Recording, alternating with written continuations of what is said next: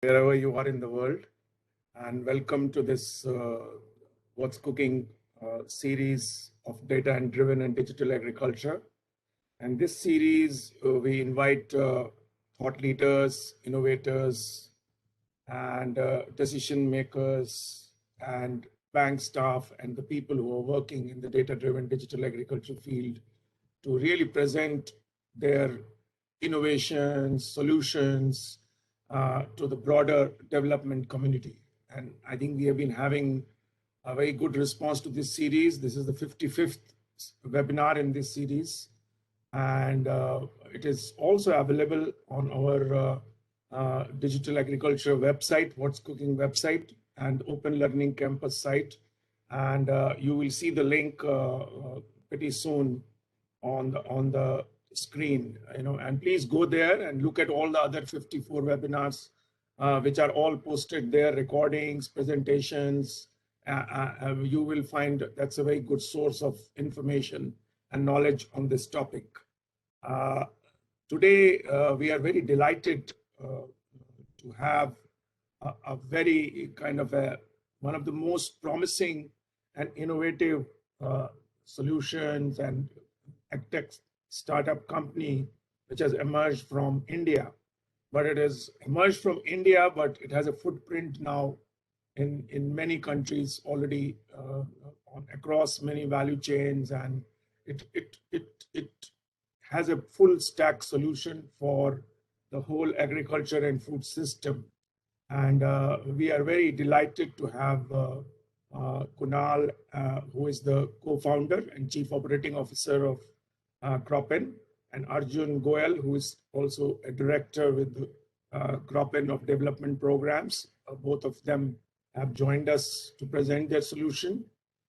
We also have many interesting discussants who will then talk about, react to the solution, and also talk about what they think as the potential for this solution to go to scale. And I'll introduce those discussants as they come. So please do not interrupt the speakers while they're presenting, and please keep on putting your questions in the chat window, because we will try to see if we can take most of these questions when we have finished. We have a final 25-minute window to take your questions in. But I would also suggest that both Arjun and Kunal should also answer some of the questions in the chat window, because it's very difficult to have all the questions in the virtual format.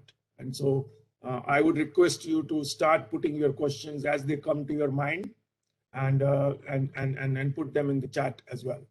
So without further ado, I think I would hand over now to Kunal and Arjun. Warm welcome to both of you.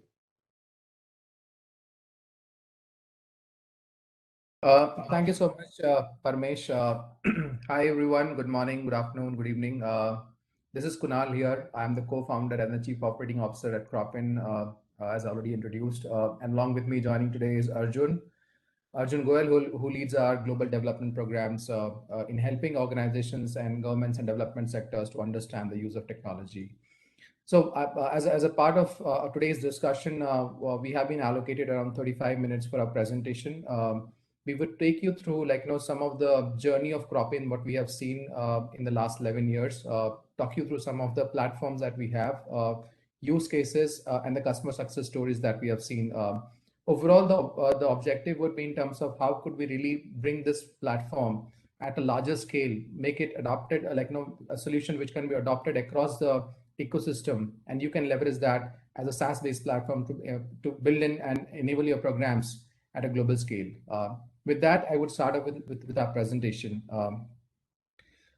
So yes, overall, if you see, the reason for CropIn being there in what we are is basically to bring a complete digital solution in the field of agriculture. And the overall platform is talking about a need which is there and how do you solve that particular need. And these are the important disruption and the drivers which are basically pushing us towards technological revolution. And these are known to us. Now we are seeing the impact of climate change. We are seeing that the population is growing, and by the by the mid of the century, we have to feed many more mouths. And we are seeing that the agricultural lands are diminishing. We are seeing more and more servicization of resources, like, be it like in terms of tractors, inputs, implements. We are seeing how we are able to utilize the maximum from the resource that we have in terms of growing the maximum. We are seeing the changes of the industries are in terms of, like, can we be consuming more safer, traceable, compliant product, which was not which is known when we are consuming at the point of consumption. We are also seeing there is a lot of disruption happening in global trade, like, with pandemics around Corona. There is a lot of disruption, and institutions would be interested to know that, what's growing at what point in time, so that they can take effective decision based on that. A lot of model which was earlier happening through extension workers, field resources, or agents is going to be done digitally in the coming times. And effectively, like, if you see the COP26, like, we have seen the challenge on climate, like, we are seeing the challenge on carbon, and there's a lot of drive on terms of sustainability and ESG pillars. So these are some of the very important disruptions when we see agriculture as a whole. And to obviously solve that disruption, there are so many institutions, governments and development sectors and private sectors, and all of them which are trying to enable that.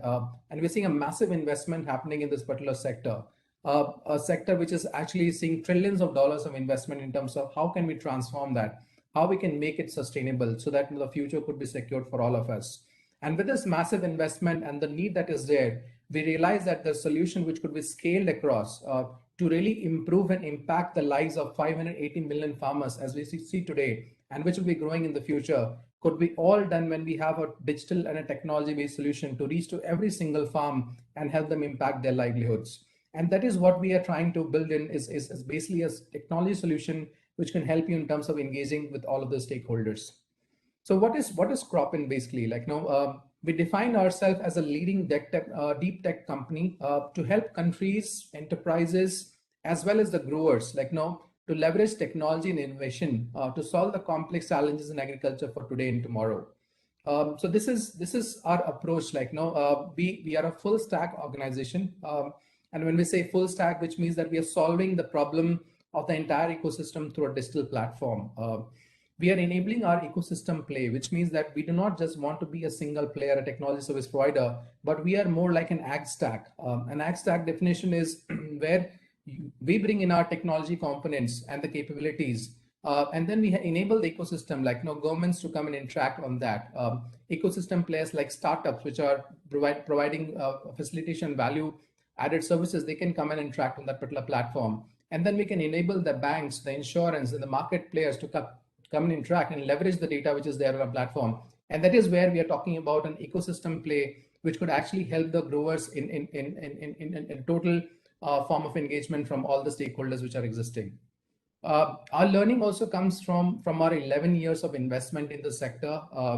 And what we have learned in the last 11 years is that, it's a complete solution that is actually going to create an impact. Like, we started our solution from, like, digitizing the farms, helping the farmers to grow the maximum from the acre of land that they have. We then help them in terms of structuring their supply chain processes in terms of planning, procurements, warehousing, and then helping them to reach to the markets with the market linkage platforms. So that has been our learning of the last 11 years. And our capabilities when we come and join programs is that, we also not just deliver a technology, but we also come with an experience and showcase that, okay, this is something that should be the first phase of the implementation, because that is a success that we have seen in several programs that we have implemented.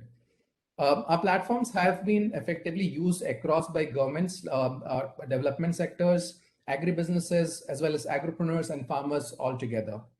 On the right side, if you see the way that we have our stack place, Arjun, if you can go to the previous slide, is that it's a complete, like, ecosystem which is digitally managed, like, from growers to the extension workers, to the agronomists, to the supervisors, to the certifying agencies, to the supply chain players which are buying and trading, to the warehouses, to even the market linkage player. All of them are getting digitally enabled through our platform, and they can basically digitize the entire information through our mobile and web-based applications.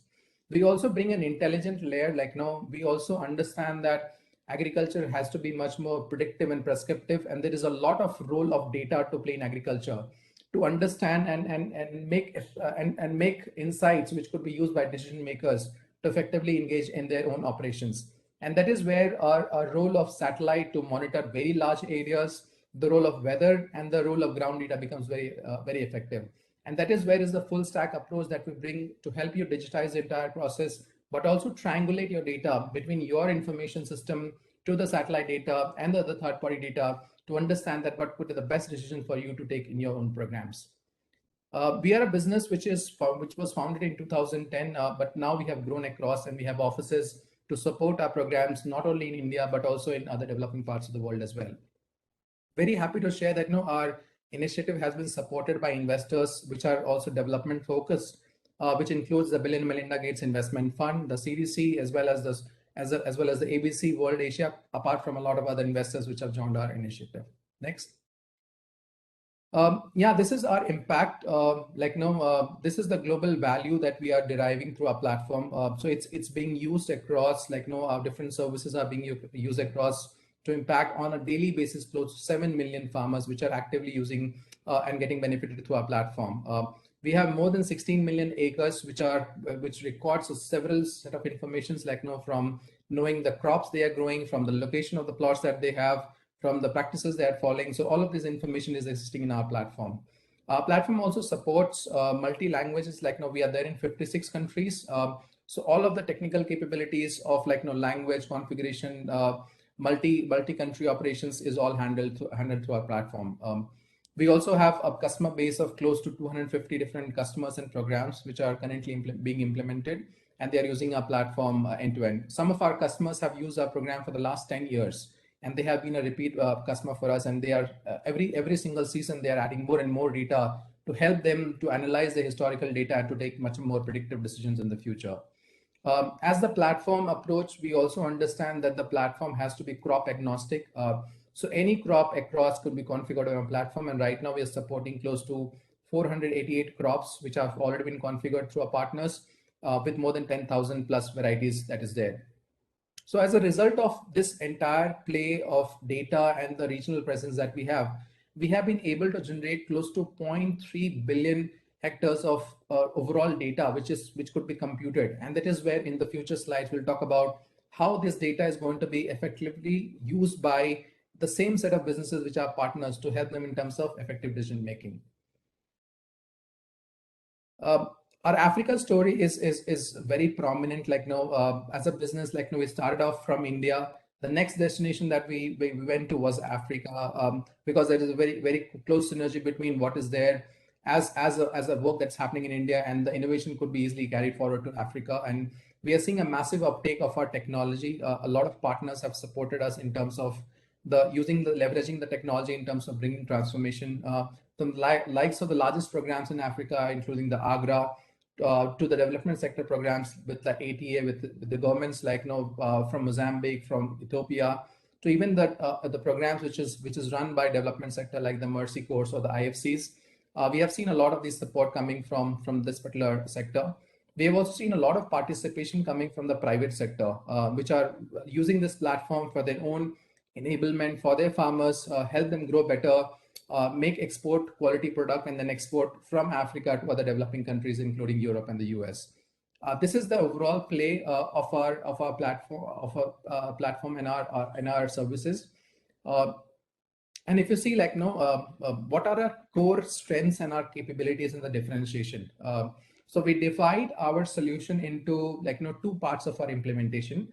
The first part of our implementation is when we get a program, we would say that let's get the entire data asset digitized, which means that if you're working with, say, 100,000 farmer or 1 million farmer, it's very essential for us to first record that asset. We should know the location of the farmers, the number of plots that the farmer is having, the geo coordinates of those plots, the survey of those plots. And once we have this basic information, we can actually then make this asset much more worthy by integrating other information like good agriculture practices, location-based advisory services, climate smart services, early warning pest and disease-based services. So everything which could be clubbed by that one fundamental data, which is the location of the plot, the area of the plot, and what is being grown, right? Apart from that, the smart farm also helps organizations to capture any other information that is required. So from sowing till harvesting, when we see almost 250 programs, all of these programs are very different from each other. Someone is more focused in terms of digitizing their advisory practices. Some of them would focus in terms of implementing their sustainability standards, in terms of certification, in terms of grower management, or in terms of implementation of the inputs recommendation and things around that. So what the Smart Farm does is it's a comprehensive farm management system from the sowing till the harvesting, where we can actually manage the entire process. If you can go back, Arjun. And the second part of our play is the smart risk, where we are using mostly satellite data, which is being used to process large area.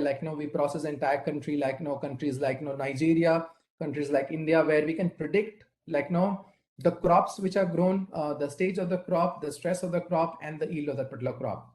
Now, this insight is coming from satellites, and we can actually predict this much in advance and inform the business that in the months, in this particular window, the harvest is going to arrive, and this is the quantity of the harvest, which means businesses for example, in Nigeria, there are commodity traders which are able to understand that which part of Nigeria will be harvesting first for sorghum, so that they can plan their entire procurement, warehousing, and other facilities in that particular region in say 2 weeks advance than the other region. So these are some of the benefits of the smart risk that is there. And we have also seen the smart risk to play a very important role in the banking and insurance sector, enabling the banks to reach out to the farmer by using the insights which could all be captured through satellite-based information, and the historical data which the plot would be capturing and having, which we could monitor through the machine learning models over the last 3 years. So effectively, if you see the strength of CropIn capabilities would be in terms of the advanced technology stack, which enables you to run your entire initiative, the strength of utilizing your data sets and complementing your data with additional data that we have in terms of giving you much more advanced prediction and prescriptions. And third is in terms of enabling you to utilize your data for a future period, right? Where you would be leveraging your data as a gold for you to take your decisions in 2025, because this data is going to be much more eventually be useful for you in that particular point in time. And that is the data network effect which our platform brings in, not only just digitizing for the sake of digitizing, but actually creating an asset for you, which is going to be much more rewarding in the coming time. We also, when we partner with large programs, when we work with governments or when we work with the development sector, there is the approach that we have is the full stack approach, as we talked about, is the ag stack approach, where we would not be bringing only our services, but our services are open through APIs where any other participant can actually come and integrate the service on that. Which means if I am implementing a program for digitization and advisory services, a market linkage player which is stronger in that particular country or a region can actually integrate their service and be informed about what are the farmers, which are the agripreneurs, where they can go and connect to and procure that particular produce. We can connect this information to banks and insurance company, which can effectively come and lend to that particular farmer, because there's a lot of curated information which is already available when we have enabled our basic digitization advisory stack. Or we ourselves could then mature our data in such a way that the banks could be given that application, and they can, with a click of a button, with a survey number, a farmer code, can actually understand that what are the opportunities for him to lend. So this is our agri-stack approach which we have. And the reason for our agri-stack to be successful is because it's all layered from the basic technology layer. Arjun, if you can go one back. From the basic technology layer to the BI layer, to the integrations depending on the IoTs, to even the APIs which are available for the participants. So it basically helps you in terms of layering all of these insights and strengths of a platform in a very seamless manner, and any institution can come and connect and leverage that. We also can help you in terms of building very large programs. If a country wants to go digital, the same framework and the same platform can be applicable in that particular perspective as well. Next. In the recent focus, we have also seen the impact of the ESG and sustainability have become very, very important elements. So we have also started our focus in that particular perspective. So a lot of our programs, same way that the platform could be leverage in such a way that we can solve the problems of food security, like reduce your losses at the farm level. We have helped a lot of programs from 2017 onwards, in fact with partnership with the World Bank, to bring a climate smart program. And with the learning of that project, we have gone with multiple other programs, and we have been able to help farmers in terms of climate resilience. We have also worked with biodiversity programs and help institutions to understand that the areas which are more prone for deforestation, and what is the rate, and what could be the potential ways of in terms of reducing that. And obviously on the financial inclusion side, a large portion of the farmers' impact is because if the farmers can get access to finance, they can actually improve their overall livelihood. And that is where we are helping the farmers to be much more credit worthy and bringing insights to the in front of the banks in terms of helping them lend. And that is where we are enabling the financial inclusion for the smallholder farmers, majority of which are being left out by the institutional or the frontline banks. Next. And a focus for our development also comes from that. We are now apart from India, we are also there in multiple other countries, and we have also opened our office in Hague. And Arjun is one of the persons who's already sitting in that particular office, and we would really like to leverage the focus. Yeah, so we would really like to leverage and be as partners, work with you closely in your programs, showcase our work, give you experiences so that you can understand the depth of our platforms, and then help you in terms of building those programs from the initiation stage itself. I would give it to Arjun to take it from here.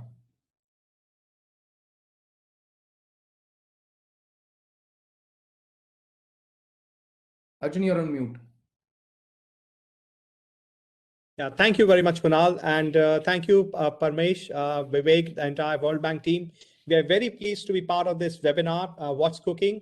Data-driven agriculture has been a mainstay talk for the last couple of years. Over the decade, I've really seen the whole conversation around how data can be leveraged for agriculture.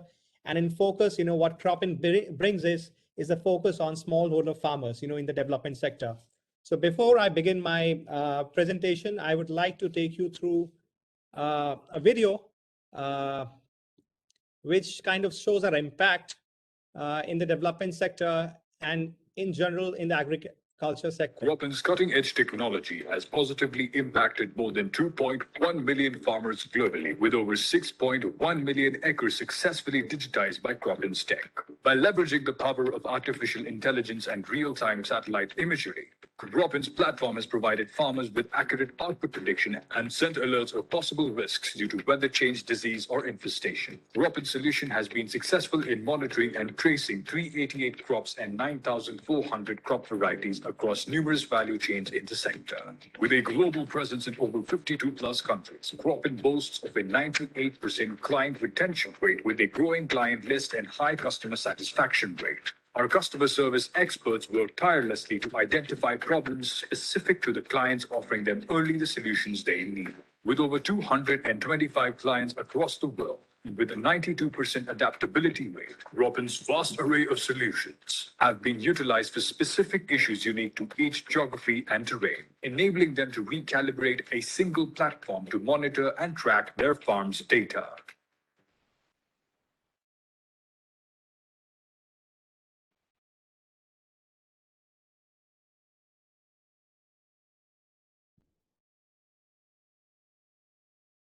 Yeah, to start off the presentation on CropIn's intervention in the development sector, basically, we are focusing on three important aspects.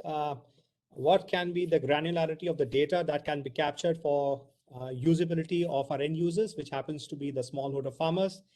Second is what will be the benefits out of leveraging the data science and analytics for smallholder farmers, for different value chain actors that includes the financial service providers, the agro-processing industry, the whole set of research industry in agriculture. And thirdly, what products or suits can be localized, because as we see that data and technology are really agnostic to the region and the climate. If these products and solutions and service can be bundled to provide localized and customized solutions for different regions. In the development sector, we are leveraging, the power of the AI, ML, and telecommunication and the remote sensing technologies to broadly capture, three sources of data. The pioneering product from CropIn is the Smart Farm platform, which captures around 100 sets of data into 20 configurations. This includes, your entire farm planning from end to end, right from your sowing time to the harvesting to how you irrigate the fields, planning the entire package of practice, the agriculture practices that we do, to the post-harvesting and the market information that we capture on a Smart Farm platform. The second data that we have is from the Earth observation that includes the remote sensing data, where we are capturing free open source data from Sentinel-1 and 2 to capture the information around crop health, crop structure, and what really the land looks like.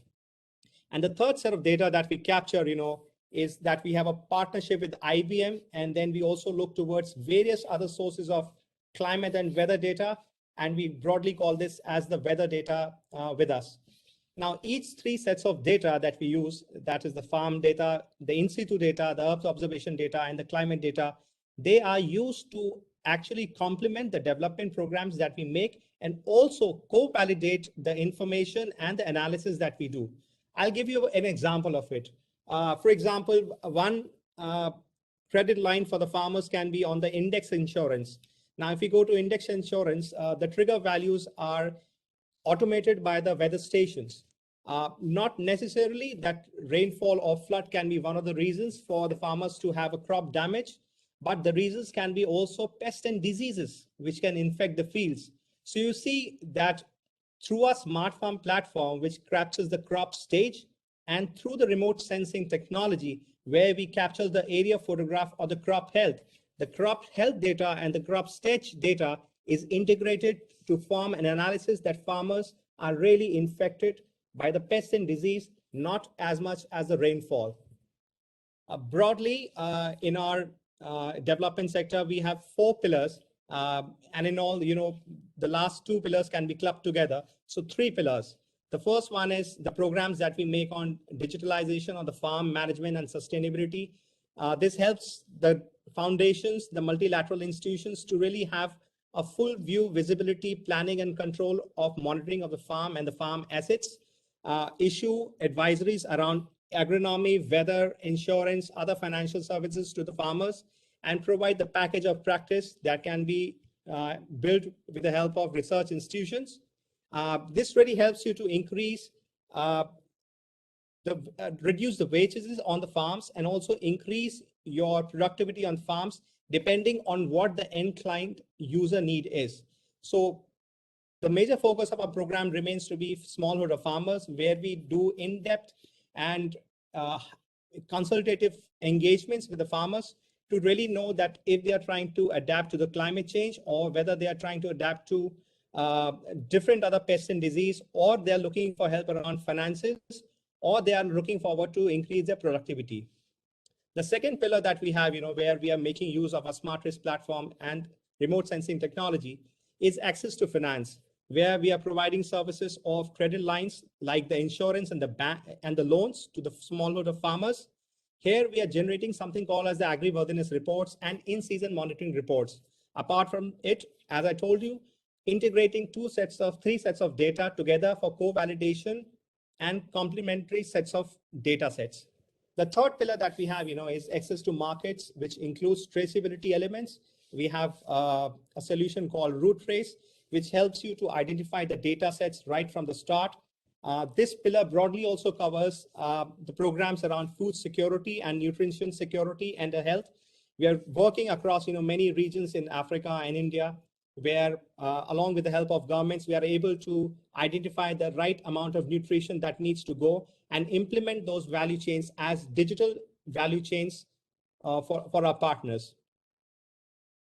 Broadly, all the pillars are supported by the suite of products and services that we have. The Smart Farm, the Smart Trace, Acre Score happens to be a farmer application, Root Trace, and Marketplace. Hayes, I have a video on the smart farm which I would like to play for our audience.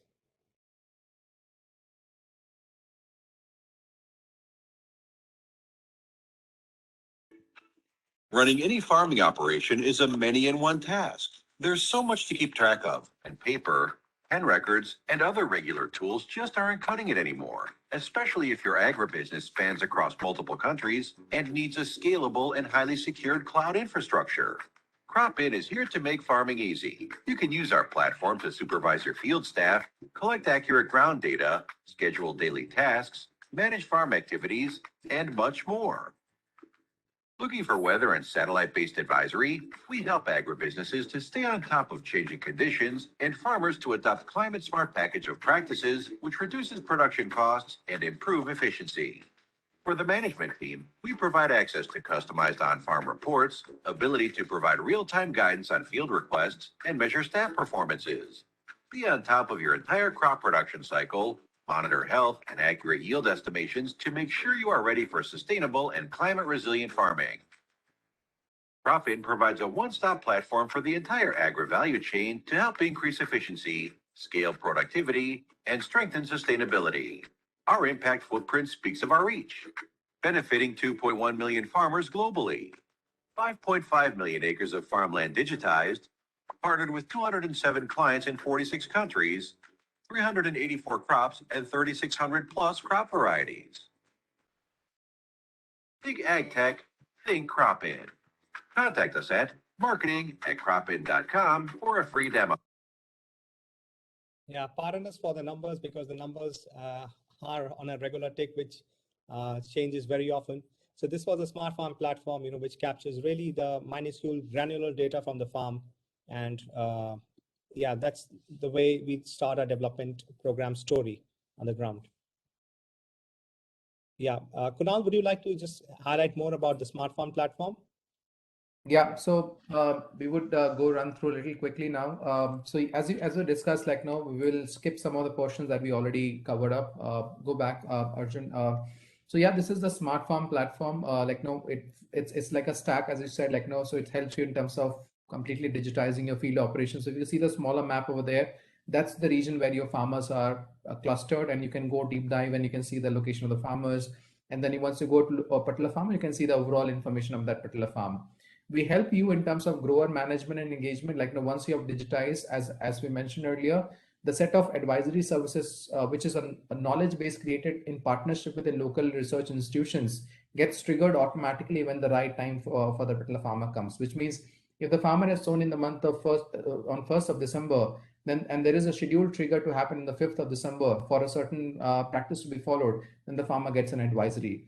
We also help in terms of there are climate smart advisories which gets auto triggered, depending on the weather condition. When the same machine learning engine picks up the location of the farmer, the farmer crop and the date of sowing, and basis that we provide that advisory. So all of these helps you in terms of better increasing the farmer quality and the productivity to the farm level.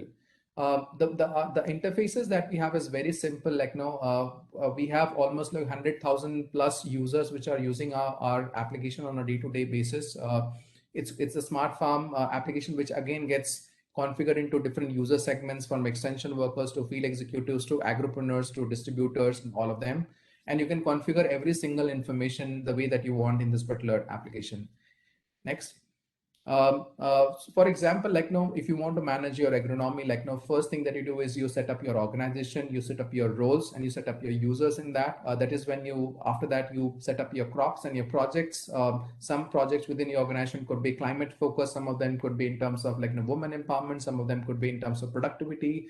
So you can recluster your organization's programs into different clusters. You can configure your workflows based on that. So it becomes very, very specific to that particular program. And then basis that particular workflow, you can then start triggering the information, doing the audits, doing the data capture in terms of certification compliances and things around that. Next. We then actually once the configurations are done on the web application, the mobile actually translates automatically. So all of the features that you've activated out of the list of features that we have, which is around 60-70 features, it actually then comes in the form of modules. And these modules could be auto triggered, like somewhere in the start of the season, you would say that, okay, let's not complicate our users experience, let's start up with 4 basic modules. And after mid season, you will say, okay, let's bring in 2 more modules. So it becomes easier for the field users to adopt, and you have a list of features which could be activated or deactivated as per your use cases. Next. We also help, like once the production is going on, or we are moving towards harvesting, we bring in a lot of intelligence from weather, pest based information services, and then help you in terms of taking that product to the markets. Like if you are doing seed programs and there is a pest impact and you would like to declassify that seed as not a quality seed, then probably we can carry this information so that at the point of procurement, you can actually segregate that produce and do not mix that into the normal lots. And there are so many use cases of cotton, coffee, cocoa, which is all around there. Very interesting use cases that we have solved. Like this is one of our use cases in Africa, like where we are working in almost 6 countries with Sukafina, one of the largest coffee value chain players, and they are using our platform from empowering our farmers in Africa to complete digital engagement. We are helping the farmers from climate smart advisories because the coffee segment is getting impacted by that. We are helping them to procure better, collectivize that, trace that, and supply it to the end customer. All in all, which is helping us to help the program basically to do end-to-end engagement, and the value of that is also being shared back to the farmer in terms of better price realization. Next. We are also partner to Agra, which is one of the largest initiatives in Africa. This program is been there we started off almost 6-7 months back, and we have built the entire infrastructure for this particular thing. Almost 5,000 out of 10,000 users, the applications have been loaded for almost 5,000 users. The trainings are going on. So we have 6 countries in our plan, starting out from Nigeria. Then we have other countries like Mozambique, which is going to be added over there. Ghana is also in the list. So the program basically helps the institution to drive and create value by creating agripreneurs in the local communities. And these agripreneurs could be leveraged by multiple ecosystem players from inputs, outputs, insurance, finance, and help them co-create value in those local regions. So we are enabling this technology. It's a very large program, and we are delivering that through the partnership with Agra as well as other partners which are helping us to implement and train this local VBAs on the ground level. This is in the initial the program has already been configured, set up, and now we are in the training phases in a couple of countries. Next. Very interesting program again. This is one of the work that we did with the World Bank, especially for this group. I think this was one of the first World Bank projects on climate smart agriculture, which was done in 2 of the regions in Bihar and Madhya Pradesh. And we actually were able to translate and provide advisories to the farmers from sowing till harvesting in terms of helping the farmer to reduce their risk from climate change and become climate resilient. So it actually helped almost it was implemented using 200 women led VBAs, which are agripreneurs in that particular matter, and they then work with women farmers in this area to touch base with almost 8,000 farmers in 2 geographies. And then we in a 3-year program we realized that based on our own survey there's quite a high adoption that the farmers see, that 92% of farmers demonstrated that the climate smart advisory services were beneficial for them. A lot of them actually saw increase in productivity and reduce in risk because of the intervention that we brought in. So that was a large impact. And based on this learning on climate adaptation, we actually brought this program for a couple of other partners, including IFC, which did the program in couple of 2 of the states in India. And we took this program even with IFC in Africa, and we are creating similar models around that. Next, please. Yeah, similar to that, we also work with governments as well as private sectors, just to cover up, as the program is very scalable, partners like Syngenta are using to implement our smart farm suite in terms of digitizing and managing their complete seed operations in more than 30 plus countries. And all of these countries are very different. They have their different programs. They would have their own recommendations. The field sizes are very different from developed countries to developing countries. So that the platform actually helps them in terms of scaling that at that level and being very, very specific to that particular region. We have also seen work with government sector, the Punjab government in India, one of the large initiatives where the government's vision is to basically make Punjab produce from basmati to potato to organic to quinoa export worthy, and we are working on that program with the state in terms of improving the quality, digitizing the farmer, making it traceable, and then linking them to the markets in terms of better export facilitation. Next, please. Next, we'll talk about our AI model, which is the smart risk, where quickly we can skip this maybe, Arjun. We will talk about the use cases of the smart risk which is there, and this is what is we talked about the plot risk, the satellite based intervention. So what we do as a part of this, we process the satellite data, we layer that information with our baseline ground truth data, we build our models, and then based on that models, we actually put that into our smart UI, which are more customer facing interaction platforms. On the UI that we have, we could actually help the customers to do regional level analysis. So if you click on a certain region, for example, a certain state in a country, you can actually see the entire cropping pattern in that state, from the major crops to the minor crops, to the stages of the crop, to the stress of the crop. You can even see the water stress, and you can see multiple other index in that. Now, basis that business, which is the government, which is talking about the crop patterns or talking about the yield, can actually use that insight into a better policy making. An institution which is the financing side can actually see what are the opportunities for me to go and work in a certain area. We also go on the right side on the plot level, if there is a plot of or an asset, and we would like to understand the performance of that asset, the same level of intervention is brought in at the plot level, and businesses are able to predict the crop if they have not visited the plot, predict the stage, stress, and things around that as well. Next, Arjun. The bank use case for us is very interesting. In the last couple of years, we have invested ourselves into increasing the financial access for the smallholder farmers. And what we realize is a couple of tools are very important. How can we make information accessible for the farmers which were not bankable earlier? And that is where we thought and we build a platform which could actually build the credit worthiness score of the farmer, help the farmer to lend, monitor the particular farm, recover the loan, and then put it back in the same cycle of pushing back the loan back to the farmer, and then the cycle continues. So that's the program that we have on the financial linkage part. Next. So the program is very simple for a bank or a farmer to use, but it's very systematic on the back end side. So the farmer has to, or the bank has to register the particular plot and survey that particular area. If countries which have already digitized the land records, for example, India, we layer the data with the land record department data, and then we pick out the insights for that particular farmer. So once that particular land is available, then we can pull out the overall credit worthiness of the farmer, looking at the last 3-year data. And this information is available on a click of a button for the bank manager. So the farmer goes to the particular bank and says, this is my farmer ID. With a click of a button, the bank can actually lend that. So the earlier process, which was months together to go scout for the farmer, collect the data, do a lot of physical work, bring it for evaluation, and then processing that, is all getting sorted by this particular tool. Next. Our reports are very user-friendly, and this is all developed in partnership with a couple of banks of how they would like to use these data sets for the effective decision. So we bring in the last 3-year data. We also give a credit worthiness score depending on the parameters which the banks ask for. And then the bank managers are actually using those index scores to actually start giving the financing to the farmers. Next. We have also worked on use cases for bank sector, where the banks are interested to penetrate in a certain market, or do a collection from a certain market. So both in terms of region level assessments to even collection of the facilitation, which time we should start as collection facilities.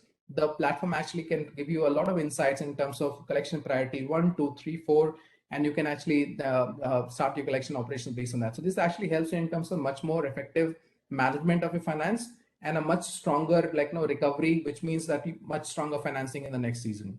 Next. Next. So we have a couple of these use cases, but interesting one is obviously again using satellite data is the Government of India's very large program. It's the third largest world's program on the crop insurance, and we have partnered in that particular program to bring insurance in 6 states where we're using satellite data. And using satellite data, we have been able to reduce the cost of experimentation of the government by almost 48%, which is a crop cutting experiment, what the government says, to find the yield of that particular region. And we have, using our again smart technology, we have reduced it by that percentage. And now the government is also relying on the yield in a certain insurance unit level to help the farmer settle their claims by using those particular information services. This started off 4 years back, and now it has progressed to a level where the large scale implementation is happening across the country. Next. Next. And yeah, obviously, like now, just seeing the time, we would like to skip these slides, but there's a lot of work that we are happening on the AI for good as well, where we're talking about sustainability, we are talking about wildlife conservation, and then things from that. Next. Jeff, we were one of the, very glad to share that we were one of the winners of the Jeff Climate Innovation Adaptation Fund. And this was actually a program which Jeff brought in especially for Africa. And we are trying to build the program in partnership with IFAD in 3 other countries that we're focusing to impact the lives of 200,000 farmers over the next year or so. Next. Next. And we are also part of the Carbon Plus Farming Coalition. As we said, our work on sustainability is deep. So we are also a part of the big coalition in Europe, which is by the World Economic Forum and large institutions like BASF, Bayer, and all.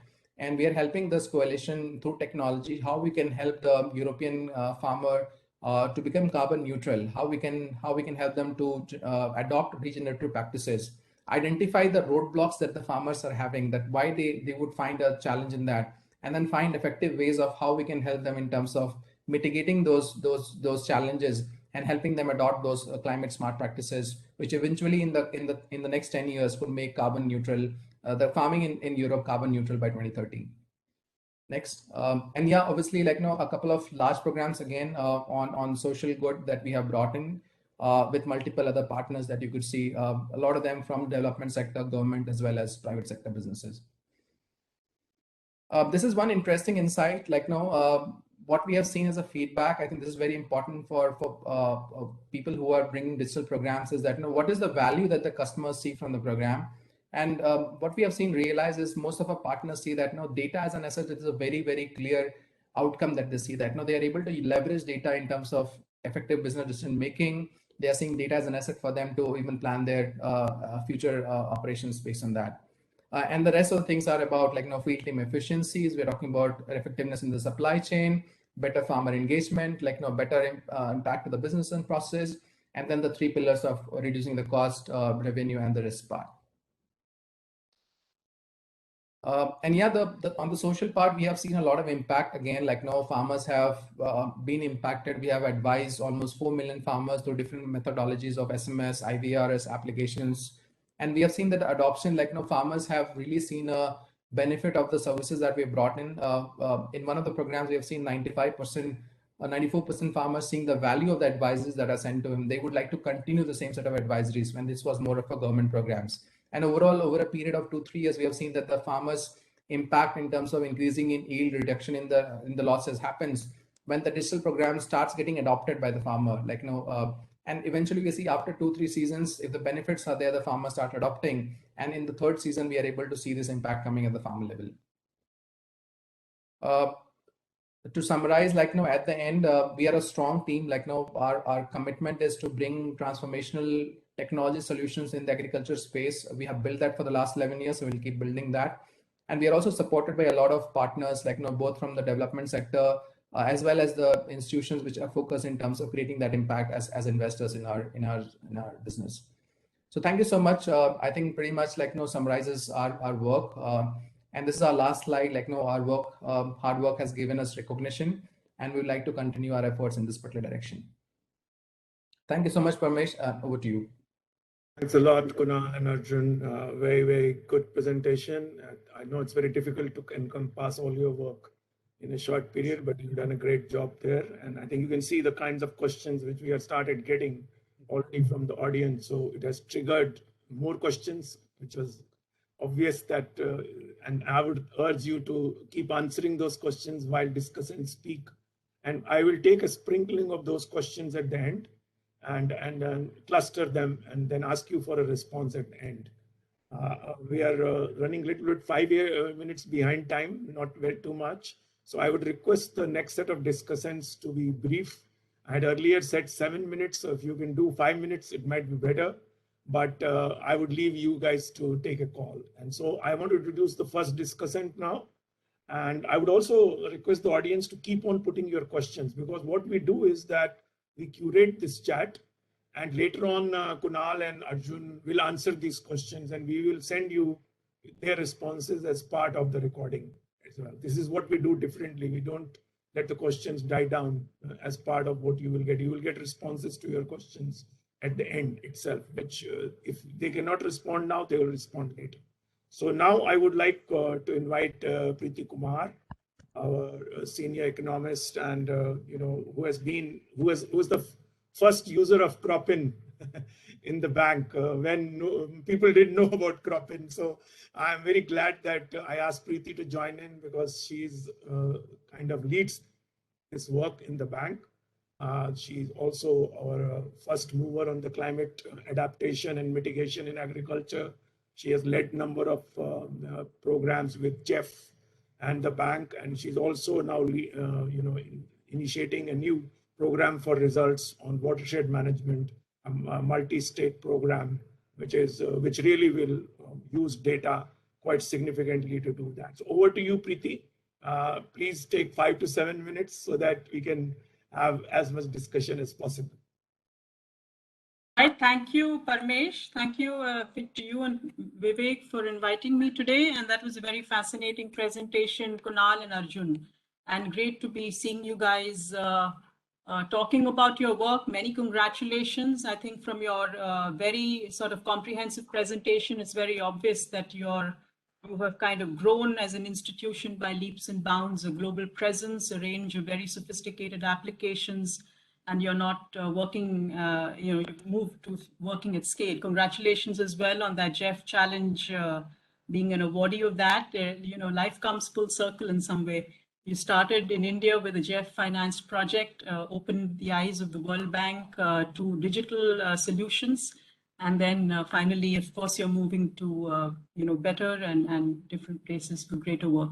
I will structure my comments around 3 parts and try to move quickly. One is Kunal already touched upon their work in India. I want to talk about this use case a little bit and what was the experience of the World Bank working with CropIn. So some more practical insights as a task team leader to some of you working in other regions. How did we sort of engage? What were some of our takeaways and lessons?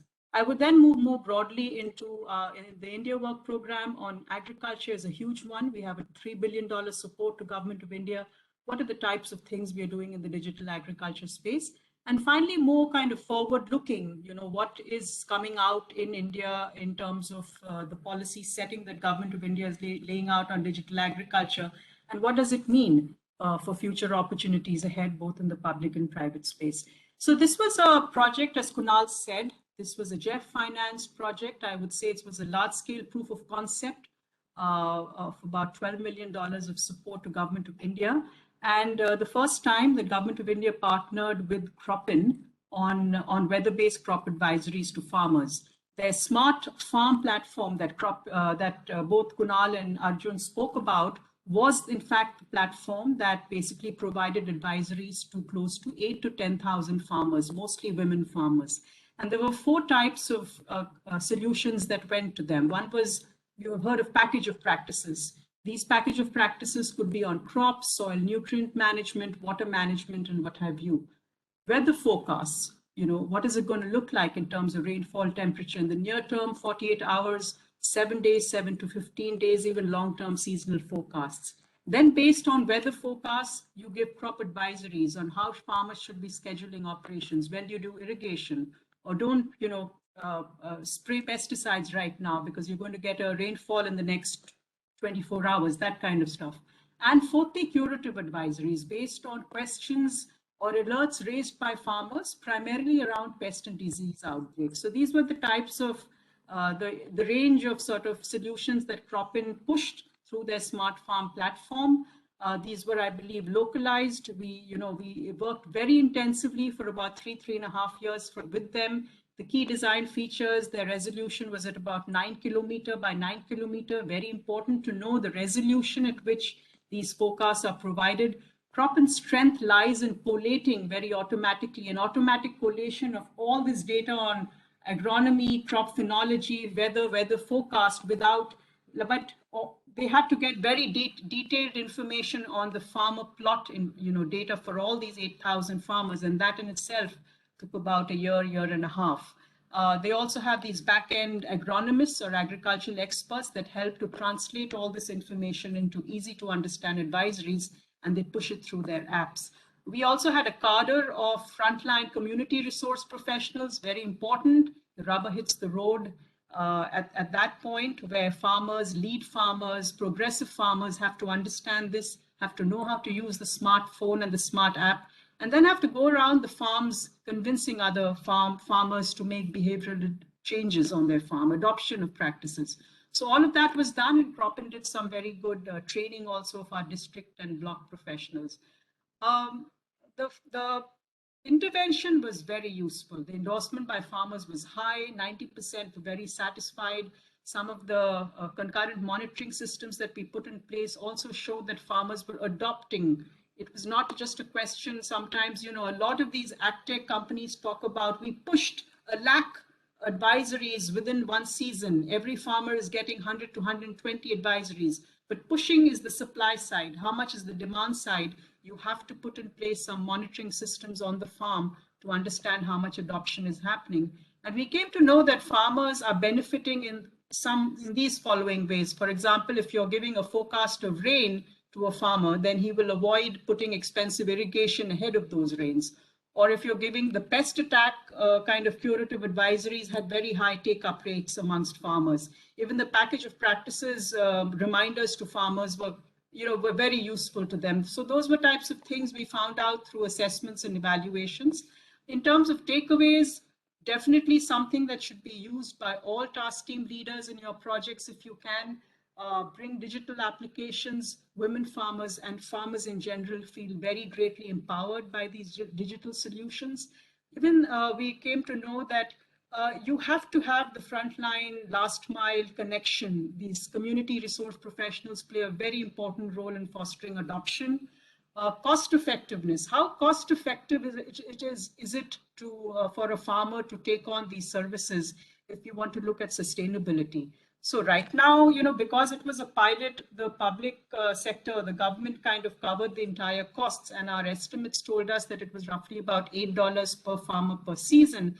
But once you go to scale, let's say 500,000 farmers or 1 million farmers, it will get down to, much below $1 per season per farmer. So very cost effective, nothing to worry on that account. The more you can go to scale and help farmers to adopt these practices, farmer producer organizations have that kind of wherewithal that they can, cover the cost of this. A few things that we noticed is that within World Bank teams, it is important for task team leaders and teams to ensure that you have the good domain expertise, or you have data scientists, digital application specialists, and IT specialists. Because many times a lot of these algorithms, and you're talking about machine learning algorithms, you're talking about data resolution and all of that, becomes like a black box. Our experience was that unless in the team you have really smart expertise to be able to understand this, ag-tech becomes like a black box solution that's very kind of, impressive to outsiders, but it's important for the team in itself to understand it. Terms of references, what procurement method should be followed, that's where technical assistance needs to be provided by World Bank teams to the government. And we work a lot with the public sector who still doesn't have that expertise to be able to deal, directly with ag-tech players. The accuracy of advisories, I had a question for Kunal that at that point you use subject matter specialists, but now a lot of technologies have become more sophisticated, moving towards machine learning kind of methods and algorithms to assess what kind of crop stress there is, or where are the hotspots where more fertilizers are being used or pest attacks are being happening. You don't want agronomists sitting at the back end doing it. To what extent are these smart farm kind of technologies now using machine learning algorithms? And that's where In India, for example, there are close to at least 500 ag-tech companies now that are doing very sophisticated provision of services using remote sensing and cloud computing and all the, on pest and disease prediction, yield estimation, and so on. So it's important to understand issues around the accuracy of advisories. Also on the market side, the question is that markets data within states of India is very sparse. So if you're doing market advisories, it could be quite tricky in terms of how reliable it is when you're giving these advisories to farmers. Moving on, I would just like to more broadly say that this was a very good experience. Working with CropIn was a kind of even a stepping stone for us. The India program, where I am a task team leader amongst many others, at least a dozen task team leaders, and we have a $3 billion portfolio, we are doing a lot of work involving some of these digital applications. So for example, farmer producer organizations, we are working with them in close to 10 of our investment operations. In Maharashtra, for example, warehouse receipt financing, or in Bihar, linking the women farmer FPOs to NCD export and future markets. We're doing cashless payment transactions with FPOs and agri-marts for input-output marketing. And also now we are seeing traceability of agri-supply chains, of agri-produce, like for example, cashew or ginger, end-to-end solutions. We are looking at governments are now wanting such types of most sophisticated traceability solutions in supply chains. And the World Bank is kind of stepping up to try and provide these types of solutions. Of course, Internet of Things and all that is being tried out in many of our irrigation programs as well. In India, more broadly, I think the policy space is very, very ripe for digital work.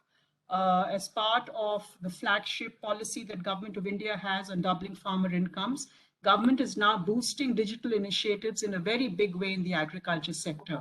And the Ministry of Finance, Ministry of Agriculture is in the process of creating a national agri-stack, which is essentially a high-tech national farmers database that could give both the private sector ag-tech firms and the government very great insights into how the rural economy operates and how can they become engines of growth.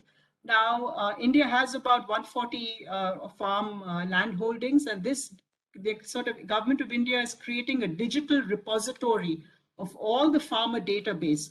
How is it getting all the data? Like, Kunal mentioned, it takes them quite a while to get very specific geo-reference data for every farm plot. The Government of India has programs around PM Kisan, the National Fertilizer Distribution Program, the Soil Health Program. We have the National Insurance Program where crop cutting experiments happen. All that flagship work of India is now going into creating this unified database, and also they're creating a unified farmer service platform. So this is a very fantastic opportunity where you've got a public good repository of farmer data that's being created, and then the public sector can enter into partnerships with the private ag-tech companies, which is already happening with some of them, on what kind of services, the range of services that can be provided with this unified farmer database. And this is where we think there is an opportunity for the bank, the IFC, to engage with a range of stakeholders in India, get the international best practices from other regions, and use this national agri-stack to see what types of policies and programmatic support can be provided. So I would end with these comments here. I hope these were useful and happy to sort of take part in the discussion. Thank you, Parmesh. Over to you. Thanks, Preeti, and thanks for providing the overall landscape, but also your first-hand experience with CropIn there. And those of you who don't know, Preeti has a degree in systems engineering, mathematics from IIT. She's our resident geek in our team. People don't know that. People think she just works on agriculture, but she brings deep systems thinking and the mathematical thinking to our work. And I think hopefully we will be able to do something together in India, as she describes, when we work on the next generation of things. So I would now go to, in the sequence of things, I'll go to Nuruddin, who is now from Agra, program officer in Agra, who has been also using services which with CropIn, they have a program there. Over to you, Nuruddin. We are short of time, and I would like to bring in some more. So please stick to your time if you can, because that will help. And so you have strictly, I will cut you off in 7 minutes now because I want to bring other discussants and audiences in. Okay, Nuruddin, over to you. Thank you, Parmesh. Thank you, Kunal, for laying the ground on presentation and how we are partnering. I won't take much time. Just to introduce AGRA briefly, the Alliance for Green Revolution in Africa. It's an African-led organization headquartered in Nairobi, established in 2006 from a call by the former UN Secretary General for a uniquely African Green Revolution. We catalyze systemic change through partnership with African governments, private sector. Currently, we've invested around 553 million, impacting 25 million smallholder farmers. And these are the main systems: seed, fertilizer, extension, finance, market systems, as well as policy and state capacity. One of the systems that we believe is a game changer and where digital solutions will play a key role is extension systems. Many of you know that in Africa, extension systems are not performing very well. Low extension farmer ratio, 1 extension officer maybe to 5,000 farmers against the ratio of 1 to 500. So we're investing with governments and private sector to address this and to complement government efforts through partners. We've initiated what we call the private extension service providers, and in AGRA we refer to them as village-based advisors. Currently we've trained around 32,000. Kunal mentioned about the VBAs being the base for us. So who are VBAs? VBAs are self-employed, trusted community members who could either be farmers or agripreneurs, not only offering extension information, but also ensuring last mile delivery of services, because information is not enough. It has to be a bundle of services. The farmers have to access, when we are talking about maybe inputs, it has to be there. And currently, as I said, 32,000 VBAs trained in 9 countries. 40% engage in business, around 20 to 30% female VBAs, except in Kenya, which is around 53%. So for the VBAs to deliver these services, they have to engage in income activities. So they become like agents of input dealers, aggregators, mechanization, booking agents. Some also provide IT solutions. So it's various revenue generating streams that the VBAs engage into so that they get the monies to sustain the activities. So we see a big opportunity here for digital ag to come in. As AGRA, we launched our digital strategy 2019. As you can see there, it will play a key role among those systems that we are trying to change. So why digitalize VBAs? And this is where we started our partnerships with CropIn. This is because most of our VBAs still use face-to-face. Of course, we cannot replace boots on the ground, but majority was still using like manual even records. So if they are to deal maybe with an agro dealer, it becomes very cumbersome to present orders, because as I said, one of the income generating avenues is they become agents of agro dealers. So what they do, if they're serving 250 farmers, one VBA serves around 250 farmers, they aggregate that demand and then pass that information to the agro dealer who supplies the inputs. So you can imagine if it's records on paper, how cumbersome it is. So by digitalizing VBAs, they get localized extension content. One of the big challenges we have in agri content is very generic, but with our programs, we go up to almost a village level in terms of recommending varieties for that location, blended fertilizer. Most importantly also is linkages with diverse service providers. And I think Kunal mentioned that. With COVID, it became a bit challenging for the VBS to interact with their fellow farmers. So now most of them have gotten into this system and they are using WhatsApp messages, SMSs. As I said, digitized records enhance ease of doing business. And more importantly, we see this as an attraction for both female and male into agriculture. This is still a big challenge. From the pictures, that's the reality on the ground. You see bottom of the picture, the digital divide is still there. That's the northern Nigeria, mainly men. The upper picture was when CropIn was training in Ghana with some few lady participants. So it's a big challenge. So we took the challenge, got into partnership with CropIn to go to scale. So 10,626 VBS, almost 3 million farmers, as Kunal said, and it came due to COVID response, but we are in discussion to extend it. And some of the sustainability initiatives, we are working with existing VBS who already have smartphones. That was the primary screening, because one of the pushbacks we get is when grants are given, you see that there's huge amounts of money put there to buy telephones and all that kind of stuff. So how do we go about it? So these existing VBS are already into business, some already have smartphones. Then leverage on ongoing grants, past efforts, for VBA mobilization. As Kunal said, many governments have lots of data. How can we leverage that? Nurdin, you need to wind up now. Sorry to rush you now. Customized smart farm, I think that was said. Early learnings, leverage on existing digitalization efforts, because as we said, we have lots of that. More importantly, many countries now are coming up with data protection acts and legislation. How do you get farmer consent across these many?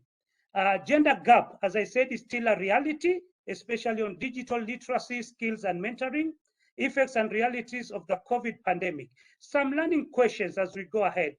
Does digitalization improve VBA performance in input sales in service? Because VBA is already there doing this work. How does digitalization enhance the efficiency? Does digitalization diversify the range of businesses we engage in? Does digitalization enable female VBAs reach and serve more farmers? But more importantly, what does it take to scale in multiple countries, multiple value chains, especially in Africa where we have staple crops which are not organized? What will it take?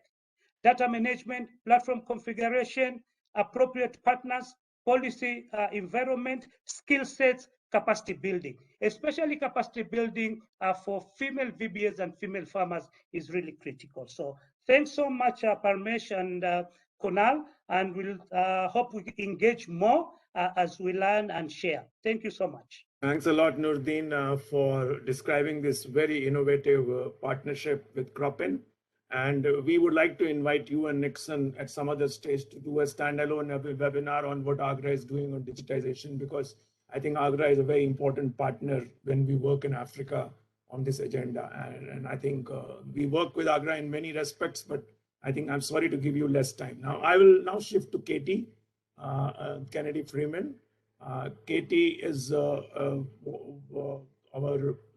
senior economist in working right now in West Africa, Ghana, and Sierra Leone, and many other countries. She has led many transformative operations using digital and renewable energy, and lots of very innovative innovations in Latin America region earlier.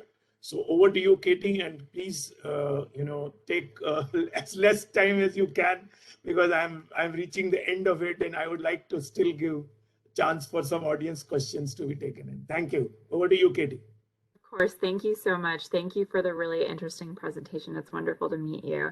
As Parmesh said, I worked previously in Latin America on traceability and digital programs, and I'm working in West Africa now, and specifically on Ghana. So I'll make a couple of very fast points and then maybe we can continue to engage in the future. Very quickly on the work in Uruguay and some work in Latin America. In Latin America, many governments are building their own systems to be able to do similar things to what you've described. They're building proprietary systems. The work in Uruguay has taken the government over a decade and millions of dollars to build out the traceability systems for individual value chains, the traceability systems for agriculture insurance, for agrochemicals. They have a system that tracks insurance in the way that you described. But this was a huge amount of money, a huge amount of time, and the government of Uruguay was able to do it because they are a small country with a huge amount of brain power and really advanced agricultural education systems that produce very advanced thinkers in this area. So this is not something that every government can do, and we're seeing that. So having something that is more turnkey, off the shelf in the way that you're presenting for governments, businesses, and farmers without having to design proprietary systems over the course of decades is certainly, I think, the way that we need to move in the future. We often use an example from Ireland, where this is an example that the Uruguayans look to a lot. We use an example from Ireland where they have a carbon navigator of demonstrating on farm to farmers how much money they can save through using these digital tools. And that on-farm demonstration in the way that you described, I think, is one of the key pieces that we're missing for adoption in many areas. So the way you described having these farmer interactions and the way that you intervene at multiple scales of stakeholder is what we're seeing in Latin America as being a key piece to success. The root traceability system that you mentioned is an interesting angle for what many countries, including Uruguay, are hoping for their next step. Just last week, the World Bank approved a new project for Uruguay where they will try to monetize their traceability systems. How can they make this more profitable as they make it more transparent to the world? And that looked to me like what you're trying to do through the root traceability system. And again, what the government of Uruguay has spent a decade trying to figure out doing. So if there's a way that we can bring this to other governments in a more simple, straightforward, and cost-effective way, I think it is great to keep governments in Latin America, but other places in the world on pace with each other. In terms of the way that you talked about COP and how we are on the heels of COP, there's a lot in terms of the two-way flow for information.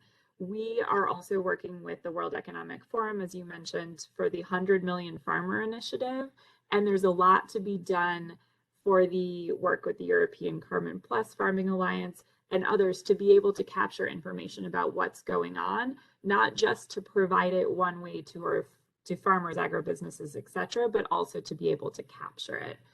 I'm gonna move very quickly maybe to two very last points. So much of what we do is related to the quality of technical assistance services, and it's lacking in many countries. One of the videos that you presented showed someone supporting farmers in the field, and if you're linking this type of TA and tools, it's a game changer in the countries that we work in. We are working right now on a program in Ghana to support traceability in cocoa value chains. And there are many different complex issues here, but one of them is related to something that you mentioned on biodiversity. It's the deforestation and child labor in the production of cocoa and value chains. As you may know, within 10 years, Europe will demand that all cocoa it produces will be free of deforestation. And what we're trying to help Ghana do is get to a point where they can show in a very transparent way that this cocoa is being produced in that way. And I think it's great to think about CropIn as a tool to be able to help governments do that type of thing. And how can we do more to incorporate biodiversity, deforestation, child labor into what we're tracing in the production systems towards these more advanced and advancing thinking around what consumers should be demanding. One last thing I will say is in terms of working with the World Bank, we are looking to build capacity within our client governments. So the way that we think about the technology and tools that we support is related to what our governments will demand. And often the investment needs to be, well, it always needs to be economically efficient and sustainable. And we talk about sustainable investments as capacities built within governments and technologies that will stay with that government instead of a government paying a fee-based service ad nauseum into the future. So I think one thing also to think about in a possible collaboration in other countries between us in the future is how we're building that government capacity and leaving things that will stay in whatever country we're supporting. So I would love to continue the conversation. It's great to meet both of you. Thank you. Great insights, Katie. And Katie is the one who never takes no for an answer and gets these things done. So I really respect her for that. And I think you need a proper conversation with her on how we can work in the countries where she is working, because we could build something very interesting. But what Katie said something about how could we plug in into some solution which is already there rather than start it from scratch. And that's a very important point she's making. It takes us a decade to build this system everywhere. It costs quite a bit and it's very difficult to replicate. So how can we bring a plug-in and plug-in, plug-out or sourcing solutions and how we do that? We need a proper deep dive conversation with a set of investment task team leaders in the bank and you at a later stage. So I take that point. I will now go to Mary Agnes, and Mary Agnes, I would like to be even briefer than Katie and just introduce the concept of the Global Innovation Acceleration Facility, which we are trying to develop, for which CropIn could be a very interesting candidate for that. Please go ahead. Thank you, Parmesh. Let me do that in less than 2 minutes. Just jumping from where you just left it, we know that enabling the digital transformation and the scaling of innovation requires addressing multiple layers of non-digital enablers, data infrastructure, and innovation capacity. And building this ecosystem is very complex, particularly when we're looking to build an ecosystem for smallholder farmers.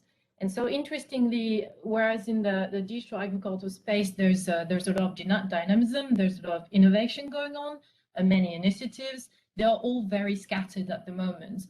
And this is really ultimately making the scaling up of innovation particularly difficult, and opportunities to use these digital technologies to solve problems that we know of are not being exploited.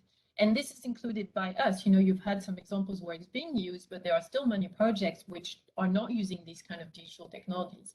And so how do we ensure that when supporting our client countries, investing in this digital transformation and in the development of this ecosystem, we cooperate with experts and innovators who can provide these missing elements in this ecosystem and making sure these investment projects are sustainable and scalable. And so through our interaction with the agri-tech ecosystem, we have realized that for this digital transformation to be fast-tracked, the World Bank could help solve some of these coordination failure that we see between stakeholders and around the development of the ecosystem through the provision of a global public good, which would help leveraging this global expertise and knowledge and better serve the use cases we can identify, the use case development and the development of the local ecosystem. And this global public good, we call this currently the Digital Innovation Accreditation and Acceleration Facility. And under this facility, we would identify and accredit mature high-impact solutions from around the world to make them more visible to potential partners, including our operational team. And so that would allow not only our operational team to cooperate with some of the best solutions around the world for more efficient operations, but also enable the scaling of these high-impact innovations. So we're currently developing this facility, starting consultation with about stakeholders, including how and what kind of elements we need to include in searching and selecting these different solutions. But I'm pretty sure that CropIn will very rapidly be part of this facility and one of the first cohorts of this facility. That's all from me, Parmesh. Thank you. Over to you. Thanks a lot, Mary Agnes, for being brief. And what I will do now, Kunal and Arjun, is for the last part, I will cluster some key questions which are coming out of that and also raise one question from my side. And I'll let Kunal and Arjun respond at the end so that we can close this as close to the time as we can, basically. So first of all, I think there are sets of questions about what happens to data. How much of data really gets used, because that's the concern which people have, that a lot of data gets collected and still lying there and it doesn't get converted into analytics and use cases and all. And then the related question is, the data governance and all the things. And are you sharing this data with the governments later on so that they can take better policy decisions? So that's one cluster of questions. Okay. The second cluster is about, how does this get, sustained in the longer period, institutionalize this whole platform there? How do we make this sustainable? And that relates to people are asking, what is your revenue model for future going to look like? Where are you going to get your own resources to keep on investing in it there? Would you need developmental financing, or you think there's a case for embedding this in transactions like credit, insurance, and all, so that this becomes embedded, the information data becomes embedded in the service delivery itself? So that's the second case of that. And third is about how do you collect evidence on impact and things like that. So these are three cluster of questions. Other questions I think you have answered quite well in the chat already. So I would like you to take these three questions in whichever order you want to take so that we can close in time. Thanks, and I think these are very, very important questions. So starting off from the first question, in terms of data structuring, I think that's very important. How you have built or architected your platform so that you can leverage the data that you have in your future insights and analytics is very important. And when we did it, we also revamped our application. In 2018, when we built our platform, the initial structure, the learnings kept on building up, and we started building the platform. But at some point in time, we realized that the platform, the way it is structured, could not help us in terms of building analytics, because in the last 3-4 years, the need of analytics started growing. And that is where we actually had to transform and rebuild the entire platform stack so that we could build that layer of analytics into our architecture. And we have done that right now. So I think it's a very, very, very good and a very important question, that when you're building a product, it is not just to suit and service your current need, but also think about how to structure the data for the future. And it needs a very deep thinking.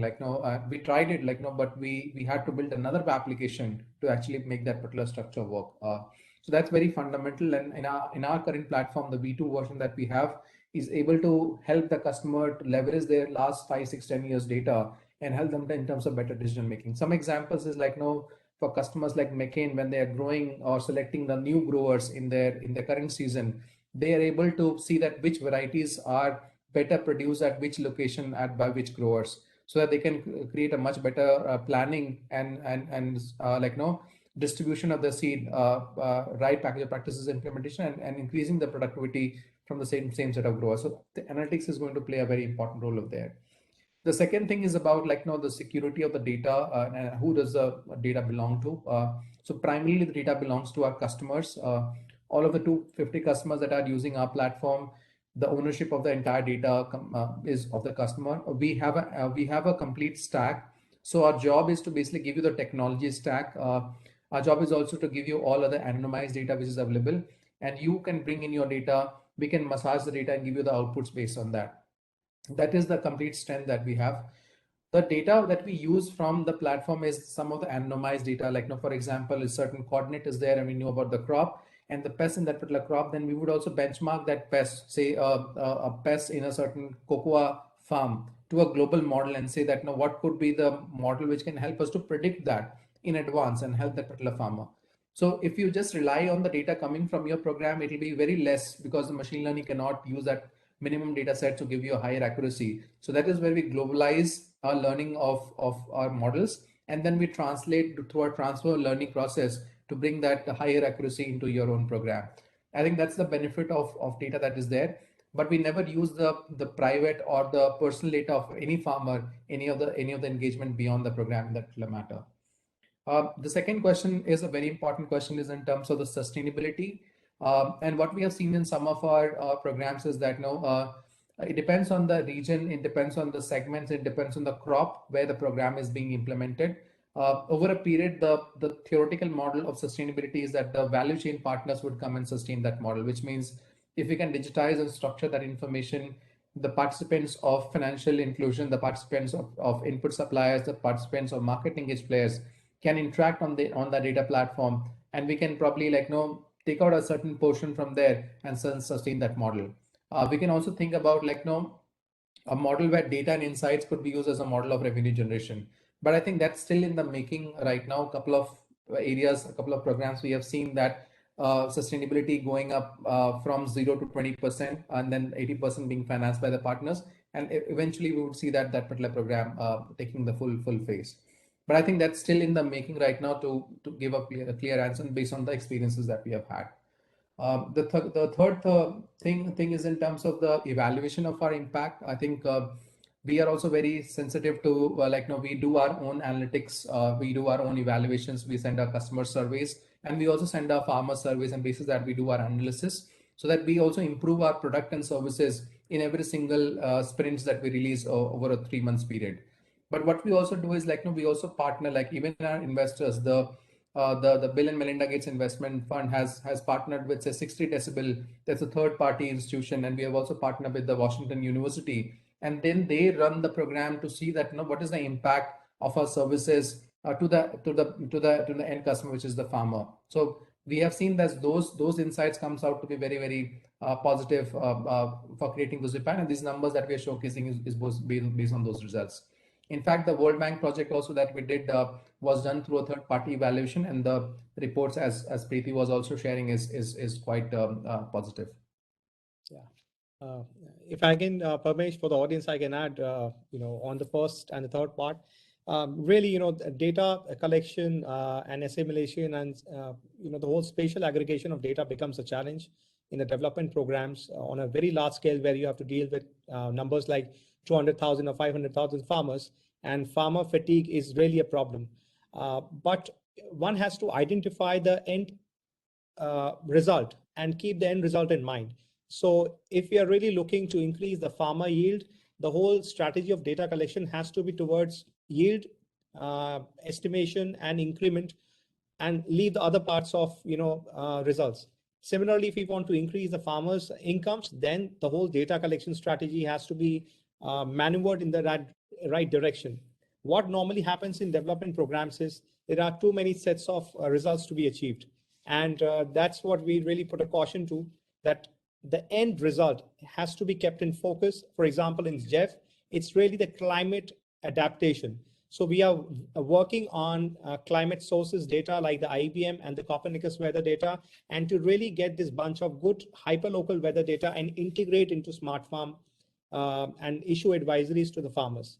On the third part, which comes on evidence and impact generation, as Kunal rightly mentioned, and Preeti was a part of the World Bank program, the same evaluation was done by independent institutes like the IIM Ahmedabad, where we found out and we discussed impact evaluation with smallholder farmers. And just to give you an example of the focus of on the impact evaluation, the farmers were able to say something like $4 or $5 because there was the right calculation of the acreage of the area. So if the estimated area was 5 acres, but it came down to 3.5 acres, the farmers were able to spend less of seeds and fertilizer in the field, which really saved the cost. But yes, very rightly put by Kunal, that independent institutions like the World Bank, supported by BMGF, are doing a great evaluation study on the farmer impact by CropIn Technologies.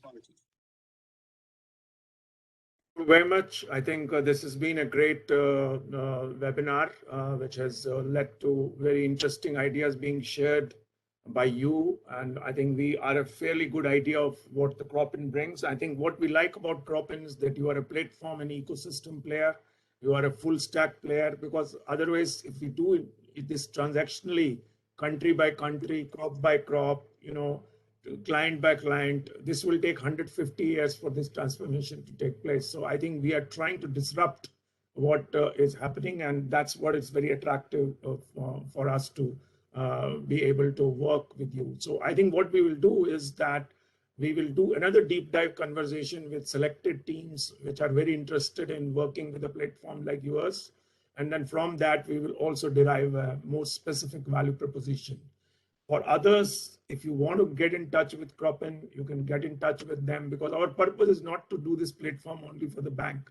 That's a byproduct for it. But we want lots of people to start working together. And I can see this from the chat that there are a lot of linkages and networks being established as part of it. That's the purpose of this webinar series, is to really create a new kind of consortium or a collaboration platform on knowledge learning, and eventually scale to be there. Thanks a lot, Kunal. Thanks a lot, Arjun. Thanks a lot for all the discussants, Nurdin, Preeti, Katie, and my Agnes, and also to all the participants for participating very actively in this. We look forward to continued collaboration. The next webinar on 15th will be on the digital market playbook, which will be which will be presented by a series of participants from Africa, Mercy Corps, Twiga Foods, Consumer International, and Kenyan government, and a lot of people are going to participate. It's going to be another exciting webinar like today, and you will receive an invitation very shortly. Please visit our website and go to our Open Learning Campus website if you want to continue learning on that. Good morning, good afternoon, good night, all of you, and take care and stay safe and stay well. Bye-bye. Thank you, Thanks, Parmesh. Arjun. Thanks a lot for